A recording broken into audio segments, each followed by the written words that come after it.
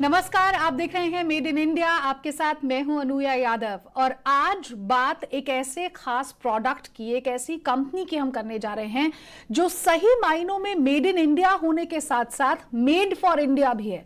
जी हां, खाने का शौक हर भारतीय का हो, ऐसे में याद कीजिए वो समय जब आप और हम दुनिया में शेफ संजीव कपूर को टेलीविजन पर चुटकियों में स्वादिष्ट रेसिपी बनाते हुए देखते थे। साथ ही हम लोग ये भी सोचते थे कि जो बर्तन या फिर घरेलू उपयोग के उपकरण संजीव कपूर साहब अपने शो में इस्तेमाल कर रहे हैं, काश वो हमारे पास भी हो। तो आपकी और हमारी ये सोच और आवाज पहुंची रवि सक्सेना के पास और साथ ही साथ संजीव कपूर तक भी, और 2009 में शुरुआत हुई वंडर शेफ की। वंडर शेफ एक ऐसी कंपनी जिसकी बाजार में आज के समय में धूम है। साथ ही साथ ये कंपनी आपको एक wide range of stylish products के साथ साथ कई काउंटर्स पर भी इसके प्रोडक्ट्स आपको मिल जाएंगे, और वो भी क्वालिटी की पूरी गारंटी के साथ। कंपनी ने बहुत कम समय में भारत में एक जाना माना स्थान तो हासिल किया ही, साथ ही साथ अपने ग्राहकों के विश्वास पर भी वो खरी उतरी। 2 राउंड की फंडिंग बिजनेस को बढ़ाने के लिए हो चुकी है और भारी डिमांड को देखते हुए अब तैयारी है अंतर्राष्ट्रीय बाजार में जगह बनाने की। तो चलिए और समय ना खराब करते हुए आपको मिलवाते हैं रवि सक्सेना और साथ ही साथ संजीव कपूर से। आप दोनों का बहुत बहुत स्वागत है सर, और बहुत बहुत शुक्रिया अपना एक कीमती समय हमें देने के लिए। संजीव सर आपका भी और रवि सर आप दोनों का बहुत बहुत शुक्रिया। Thank you so much. बहुत बहुत शुक्रिया, थैंक यू। संजीव सर, सबसे पहले आपके पास आना चाहूंगी। एक फूड शो से शुरुआत की, कई किताबें आपने यहां पर लिखी और उसके बाद एक लंबी जर्नी है आपकी एंटरप्रेन्योर की भी। वंडर शेफ की शुरुआत कैसे हुई, कैसे आपके दिमाग में ये बात आई, और क्या वो इंस्पिरेशन था जो आपको मिला कि चलिए ये वो खूबसूरत प्रोडक्ट्स या खूबसूरत कुकवेयर्स जो मैं अपने शो में इस्तेमाल करता हूं वो मैं भारत के घर घर तक पहुंचाऊं। देखिए, अगर वंडर शेफ की शुरुआत की बात करें तो क्योंकि मैं जो अपने टीवी शोज में, मैं अपने ट्रैवल्स में काफी यूनिक चीजें बाहर से विदेशों से खरीद के लेके आता था अपने लिए, अपनी खुशी के लिए, अपना इस्तेमाल करने के लिए, और उनको अपने शो के अंदर जब यूज करता था तो काफी लोग मुझे मिलते थे और कहते थे कि अरे ये कहाँ पे मिलेंगे, मैं उनको कैसे बताऊंगी ये कहाँ पे मिलेंगे। तो ये इनहेरेंट नीड एंड डिमांड की शुरुआत तो वहां से हुई, काफी साल पहले हो गई। और उसके बाद में मैंने प्रोडक्ट इंडोर्स किया इस लाइन के अंदर, जो बहुत बड़ी सक्सेस हुआ। और इसी हाल दौरान मैं और रवि हम लोग साथ में मिला करते थे, हफ्ते में 2-3 बार हम किसी और दूसरे बिजनेस के लिए मिलते थे। तो वहां से हमारी बातचीत शुरू हुई कि कुछ ऐसा करना चाहिए जो अभी गैप है इंडिया के अंदर। और रवि तब एक बहुत बड़ी कंपनी के एमडी थे, नौकरी कर रहे थे, और मैंने अपना बिजनेस शुरू कर लिया था। तो मैं हमेशा मिलके कहता था कि आपको भी कुछ करना चाहिए, और कुछ अगर साथ में कर सकते हैं तो हमें साथ में मिलके कुछ कर लेना चाहिए। तो फिर हम दोनों ने मिलके ये इस तरह से सोचा कि कोई ऐसी चीज हो जिसमें मार्केट की नीड हो, डिमांड हो, और किचन से रिलेटेड अगर ऐसी कोई चीज है तो वहां से शुरुआत हुई। और मैं कहूँगा एक सपने से शुरुआत हुई, उसको रियलिटी जो है वो रवि और पूरी टीम ने वंडर शेफ को एक रियलिटी में बनाया। बिल्कुल, और रियलिटी बहुत खूबसूरत है संजीव सर। रवि, आपके बारे में कहा जाता है कि आप जिस भी काम की शुरुआत करते हैं, जिस नए कॉन्सेप्ट की शुरुआत आप करते हैं, उसको बुलंदियों तक ले जाते हैं, और वो हमने वंडर शेफ के साथ देख भी लिया। लेकिन अगर वापस 2009 में आपको लेकर जाऊं, क्या उस समय आपको ये लगता था, सोचा था आपने कि मैं और संजीव जब इस नई प्रोडक्ट की शुरुआत कर रहे हैं, पता नहीं भारतीय बाजार इसे कैसे लेगा, लेकिन चलिए आगे बढ़कर इस बिजनेस को आगे बढ़ाते हैं और ऊंचाइयों को भी छुएंगे सर? ये आपने बड़ी पुरानी बातें याद दिला दी। Thank you for saying that. ये बात सच है कि लक फेवर्स द ब्रेव, और मैंने एक करेज के साथ, एक साहस के साथ जिस काम में कदम उठाया वो बड़ा हुआ, सक्सेसफुल हुआ। मेरा सबसे पहला जॉब था फ्रांस में। मैंने एक कंपनी जिसका नाम है सोडेक्सो, उसको ज्वाइन किया और मैंने उन लोगों को कन्विंस किया कि आप हिंदुस्तान में आइए। उन्होंने कहा कि इंडिया इज ए जंगल, ये एक फॉरेस्ट है, एक जंगल है, वहां पे हम जाके क्या करेंगे। मैंने कहा मुझे जाने दीजिए, शायद आप मेरी एक अकेले की सैलरी अफोर्ड कर सकते हैं, और अगर मैंने कुछ कर दिया तो ये दुनिया भर में सबसे बड़ी सब्सिडरी होगी सोडेक्सो की। और अगले 13 साल तक मैंने उस कंपनी को यहाँ पे as a leader, as a CEO बनाया, 5 बिजनेस खड़े किए। और जब मैं पहले एम्प्लॉय की तरह शुरू हुआ था और जब 13 साल बाद मैंने छोड़ा तो हमारी टीम में 5 बिजनेस और 25,000 एम्प्लॉयज थे। उसके बाद भी मैंने गुड फॉर्चून रहा, कई बिजनेस शुरू किए कई कंपनीज के साथ, और वो आगे बढ़े। और ऐसे ही एक बिजनेस के दौरान शेफ कपूर से मुलाकात हुई, and the rest is history. तो मैं ये कहूंगा कि जो साहस था, ये मैं दूसरी कंपनीज के लिए बिजनेस शुरू कर लेता था, लेकिन अपने लिए करने का जो हिम्मत है, एक एंटरप्रेन्योर बनने की जो हिम्मत है, वो शेफ ने मुझे दिलाई। उन्होंने कहा कि भाई मैंने कई प्रोफेशनल्स देखे हैं, लेकिन जिस तरीके से आप ओनरशिप के साथ काम करते हो, अगर अपना काम शुरू करोगे तो सक्सेसफुल होगा। और ये जो बात थी, ये मुझे कई साल तक, जब हम काम शुरू करते हैं, शुरुआत के साल बड़े तकलीफदेह होते हैं, ये बात से घबराना नहीं चाहिए, ये बात सच है। और जो इस तकलीफ को पार करके आगे निकलते हैं, उन्हीं को सक्सेस सही मायनों में मिलती है। तो जो तकलीफदेह साल थे शुरू के 3, 4, 5 साल, तो ये शेफ का जो विश्वास था मुझ में, ये मुझे आगे तक ले गया। जब एक बड़ा आदमी, महान आदमी आप में विश्वास रखता है, तो वो आपको बहुत हिम्मत देता है, और वो मेरे साथ भी हुआ। बहुत टीम ने मेहनत करी, अच्छे लोग हमारे साथ जुड़े, हमारी पुरानी सक्सेसेस को देख के, शेफ की सक्सेस को देख के लोगों में विश्वास था कि जो हम करेंगे अच्छा करेंगे। एक टीम की जरूरत बहुत ज्यादा होती है।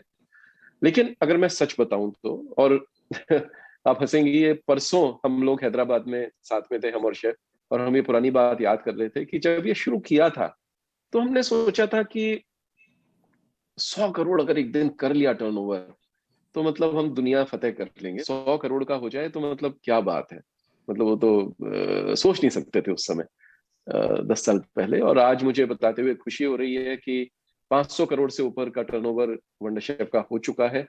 और इस इंडस्ट्री में, जो हमारी किचनवेयर की इंडस्ट्री है, कोई भी और कंपनी 10 साल के अंदर अंदर इस मुकाम पे नहीं पहुंची है।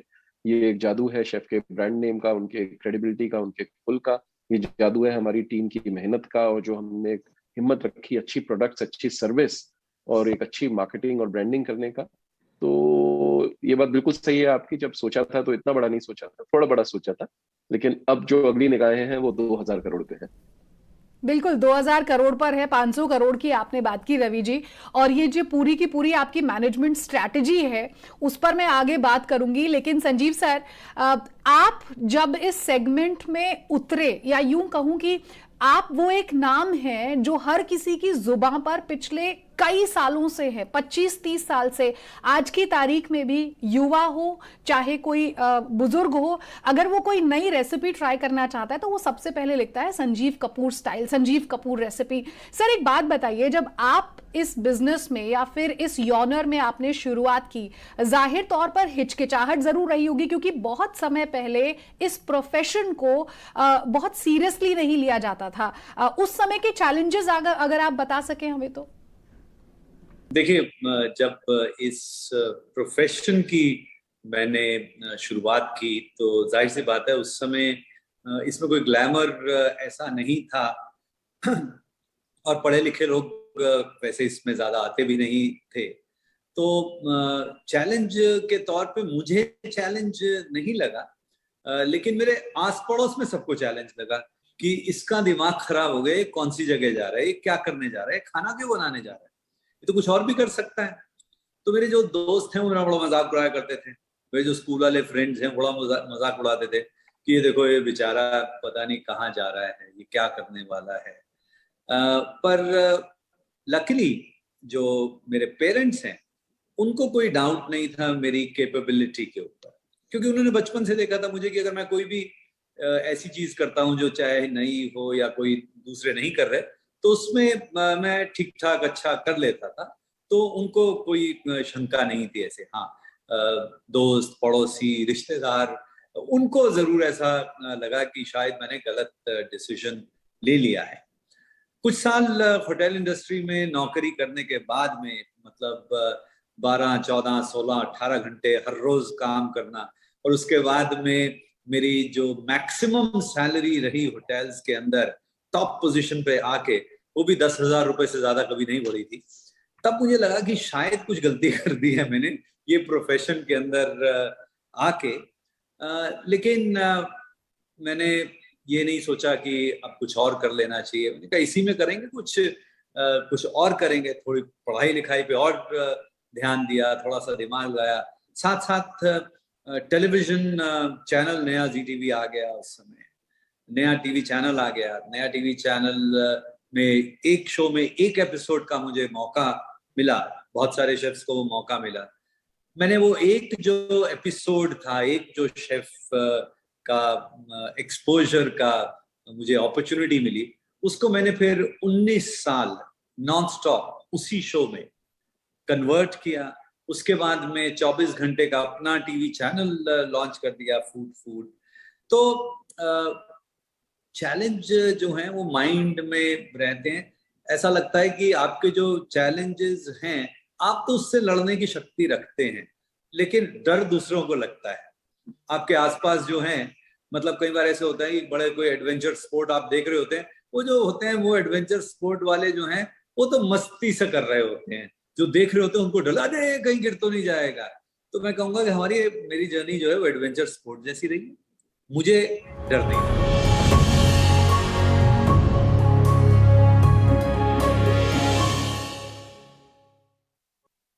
चुनौतियां तो हर बिजनेस में आती हैं, मगर काबू वही पाते हैं जिनके पास होती है पक्की रणनीति। हम देंगे आपको ऐसा नजरिया जिससे बिजनेस करना होगा बेहद आसान। शेयर करेंगे ऐसे आइडियाज जो आपके जीवन में लाएंगे बदलाव, जो भरेंगे आपके पोर्टफोलियो में जान। भारत की तरक्की में अब बढ़ेगी आपकी भागीदारी। ET Now स्वदेश, बढ़ो देश के साथ।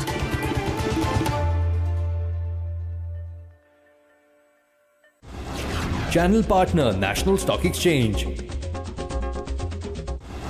Channel partner Union Bank of India. Good people to bank with.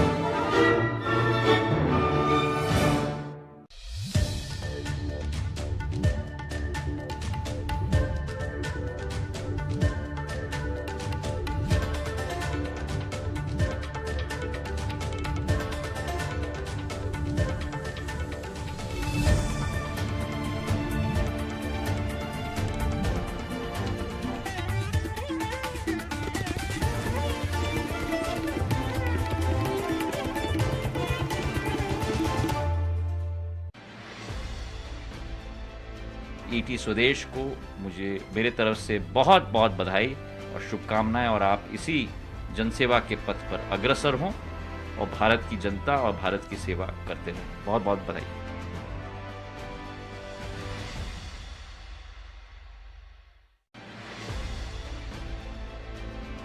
ET Now स्वदेश जो नया चैनल लॉन्च किया जा रहा है, उसको मेरी शुभकामनाएं। मुझे बहुत खुशी है कि एक नया डेवलपमेंट ओरिएंटेड, डेवलपमेंट फोकस का एक टीवी चैनल होगा, and I have every confidence that the tradition this television group has established. आप सबको शुभकामनाएं भी।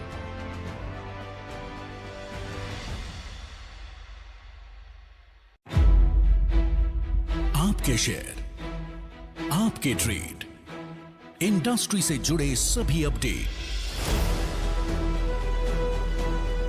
म्यूचुअल फंड या कमोडिटी, जहां भी हो आपका निवेश, पक्की प्लानिंग का है वादा। ET Now स्वदेश, बढ़ो देश के साथ।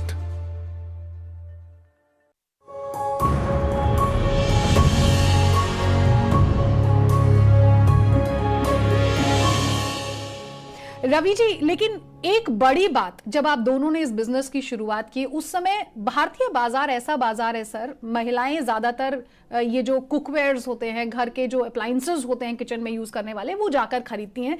और खास तौर पर हमने देखा है महिलाओं का हाथ थोड़ा सा टाइट होता है पैसे को लेकर। ऐसे में आपका प्रोडक्ट ऐसा है सर जो क्वालिटी अश्योरेंस देता है, और ये जो प्राइस डोमिनेटिंग मार्केट है हमारे भारत का, इससे कैसे आपने चैलेंज के तौर पर लिया और आज इतनी बड़ी कंपनी बने? आपके मैनेजमेंट स्किल्स वहां जरूर काम आए होंगे। जी हाँ, ये बिल्कुल सही बात है कि the Indian home maker is the toughest consumer in the world, और ये हमने एक्सपीरियंस भी किया है, फर्स्ट हैंड भी एक्सपीरियंस किया है।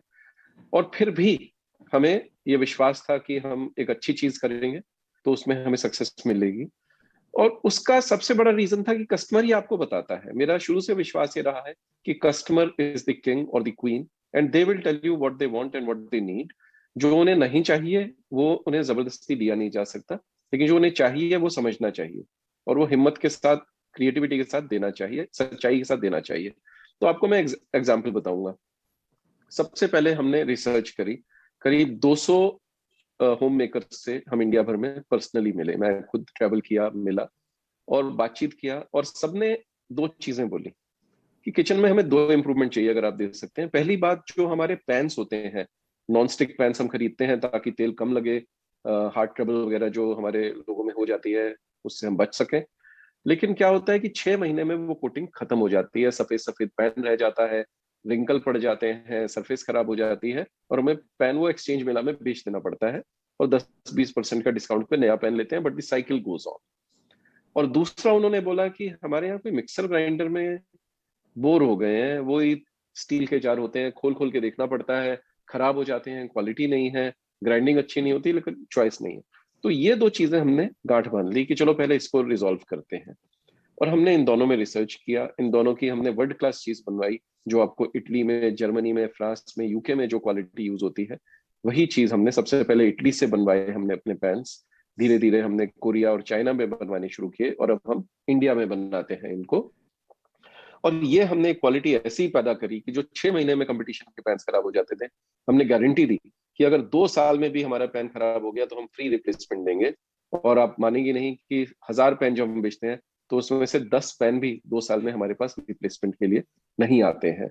तो क्वालिटी में विश्वास रखा, इनोवेशन में विश्वास रखा।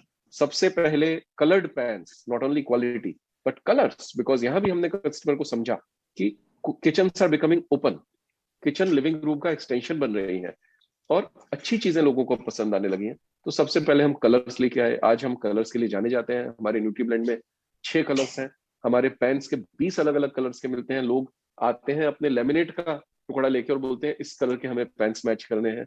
तो बहुत ही मजा आया ये सब करने में। Quality, innovation, design, we won with that, provided we could provide a good service to back it all up.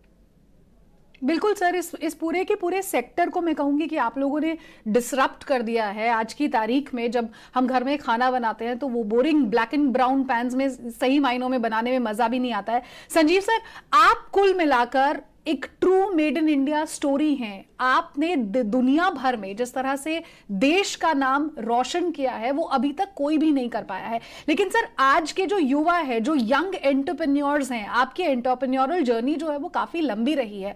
आज 25 साल 30 साल उम्र जो यंग स्टार्टअप्स करते हैं और फिर फंडिंग बहुत बढ़िया मिल जाती है, यूनिकॉर्न्स बन जाती हैं ये कंपनियां, उनको आपकी क्या सलाह होगी? जितने यंग लोग हैं, तो एक तो कोई भी चीज को लॉन्ग टर्म व्यू, अगर कोई उन्होंने बिजनेस क्रिएट करना है, कोई भी चीज, आजकल मैं देखता हूँ बहुत सारे जो लोग हैं वो एग्जिट को दिमाग में रख के बिजनेस क्रिएट करते हैं। बिजनेस ऐसा नहीं है, बिजनेस पैसा नहीं है। बिजनेस कोई नीड को फुलफिल करना है। वो रियल नीड होनी चाहिए, रियल प्रॉब्लम होनी चाहिए, और उसका सोल्यूशन होना चाहिए, और उसका बाय प्रोडक्ट जो है वो पैसा एक चीज हो सकता है।